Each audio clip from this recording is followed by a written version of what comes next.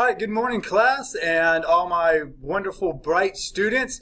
Today we're going to go after graphing equations using what we call the table method or the T-chart. It's 5-1 graphing equations with the T-chart. I'm going to step out of the screen so that you can copy this down. So make sure you get that done.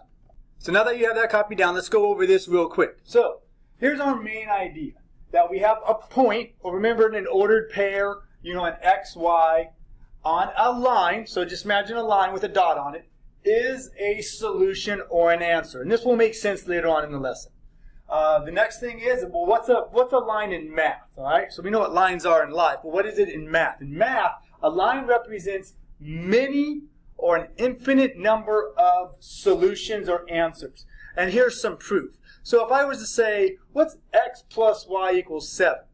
Well, we don't know what x or y is, so we can make them up. We can go 1 plus 6, that equals 7. 2 plus 5 is 7. 3 and 4 make 7. 15 plus negative 8 equals 7. You could go 500 plus negative 493. That will equal 7. So you can go on and on and on. And in math, we use a line to represent infinite solutions or answers to a problem. All right, so here's our next points. I'm going to step outside the screen, make sure that you copy this down, and then I'll go over it real quick. All right, so as we saw in that little proof of an example of two things trying to equal 7, the equation said x plus 7. So that brings me to this point. If you ever see an equation, right, so any equation that has an x and a y in the equation, right, up to now we've only seen x, or just one letter of the alphabet. Now you're going to start seeing two. So if you see an x and a y in an equation, the answer is a line. So as you can see, I have three equations behind me, and those are actually all lines. We don't know what side, where they're going, what they look like, but this y equals 2x minus 1 is a line. This 3x plus 2y equals 7. That's a line. This x equals y, it's a line. And the reason why is because each of these equations have two variables. They have an x, and then they have the second one, which is the letter y. So anytime you see this, your answer is going to be a line, and that's why we're going into graphing for this unit. All right, so continuing with our lesson, I'm going to step out for a second, copy down what's behind me. It's going to be our first example. So just when I step off the screen, hit pause, copy it down, and then hit play, and make sure that you listen to it, because that's where I'm going to be doing the work over here. All right, so now that you've written down the instructions, so now we're going to basically, what we're trying to figure out is that this 3, 7, it's a dot or a point on a line.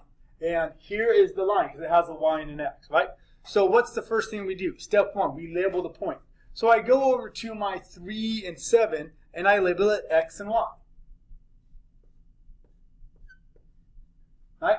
That way, it just ensures that I don't make a mistake. So step number 2, I'm going to plug it in. So here's my equation, y equals 2x plus 1. All I'm going to do is, instead of y, I'm going to put 7. And then I'm going to put my 2. But again, instead of x, I'm going to plug in my x value, which is the 3. And then plus 1. And then the last step is just simplify. What we're looking for is to actually see if both sides of the equal sign end up matching. So what we have is, well, that's 7, so that's just going to stay the same. 2 times 3 is 6. And then 6 plus 1 is 7. And since both sides match, 7 equals 7, this point, this 3, 7, this ordered pair, is a dot or a point on the line y equals 2x plus 1. Again, I might not know what it looks like, but I do know that it is a line, and the dot, according to this, is on it. So this would be a yes. This is a solution because both sides of the equal sign equal each other. So now I'm going to show you another one of these if they do not equal one another.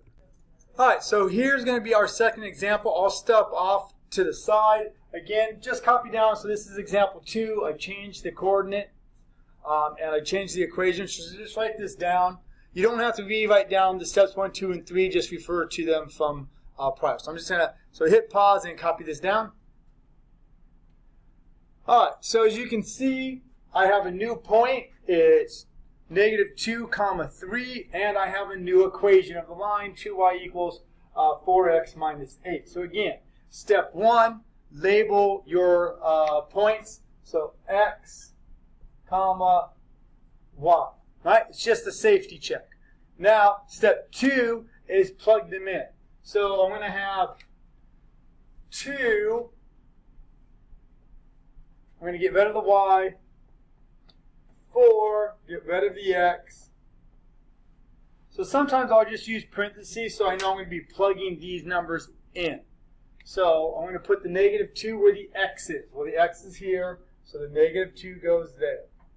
The y value is 3, so I'm going to put the 3 under the y. Right? So you just have to know that when you're solving this, again, now we're going to simplify. 2 times 3 is 6. So obviously that side is done. This one is 4 times -2, so make sure you use your calculator, but that will give you a -8. Drop down this -8. That's a 6, and then -8 minus 8 is a -16. And as you can see, this does not equal one another. So this is a no. And again, what's the main idea? The main idea is that this 2y equals 4x minus 8 is some type of a line.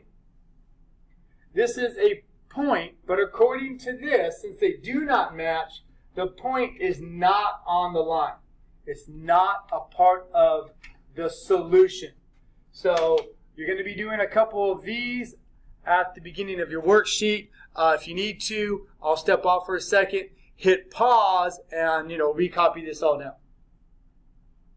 All right, so now we're going to actually start to do some graphing. Okay, so what I want you to do is I'm going to step off the screen. Go ahead, copy down all the notes. You are going to have to make yourself a coordinate plane or graph.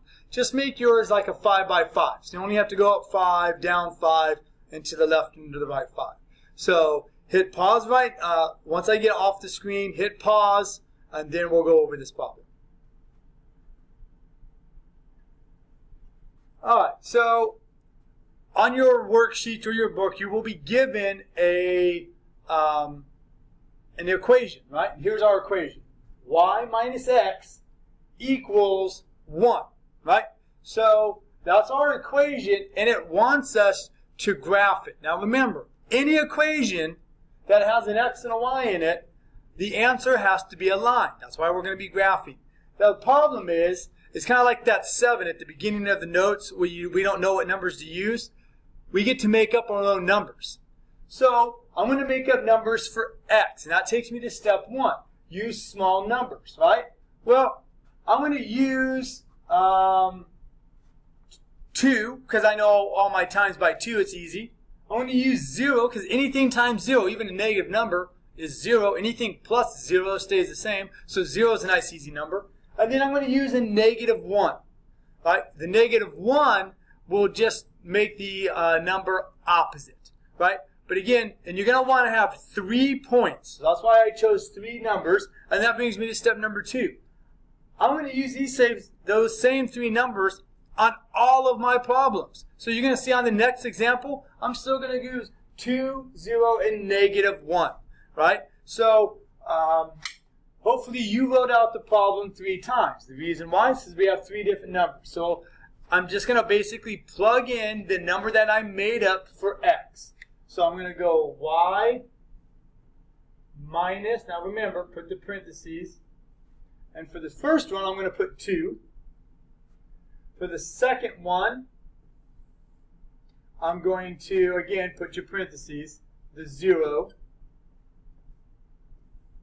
And then on my third one, I want to put in that -1. And then we're just going to quickly solve this, all right? So the first equation is y minus 2 So basically that's just y, take away 2 equals 1, add 2, the y equals 3. So for my first answer is 3, so I'm going to put that on my table right here, or my t-chart. So when x was 2, the y became 3. I'm going to use my 0, and this is why I like 0. Y minus 0 is nothing. So that's just going to be y equals 1. So when x was 0, the y was 1. And then this one's a little tricky because I have y minus, and this is a negative 1. Remember, when you have a minus in front of a negative number, it becomes positive. So that's y plus 1 equals 1. And then I just solve this equation, minus 1, and then this works out where y equals 0. And then I put that for my third answer. So with the table method, since you can use the same numbers over and over again, it's one of the easiest methods, but it does require a lot more manual work. But we don't even technically have our answer yet. Because remember, all equations that have a y and an x, their answer is a line. So hopefully you're really good at plotting points now. So because we have our 3 ordered pairs. We have a 2, 3. So here's my x over 2 up 3. So that's my 2, 3. My 0, 1. So here's 0 and 1. So that's my 0, 1. And then my last point, negative 1. So negative 1, 0 is right here. And you can tell if you have a good answer because you should have it in a straight line. Now when you go to connect the dots, draw the line all the way through.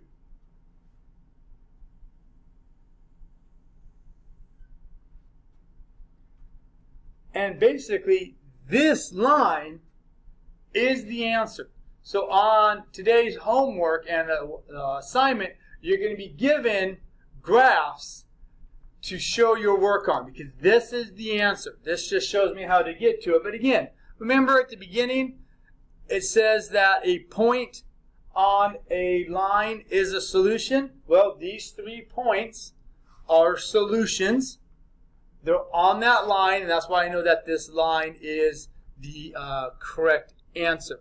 So remember, even when you do your homework today, just use the exact same 3 numbers that I used over here. Just always use a 2, use a 0, and use a negative 1. Just use those 3 numbers for x, and then you can just plug them in. It doesn't matter what type of an equation they give you. So that will complete today's lesson. And like always, have a math-tastic day.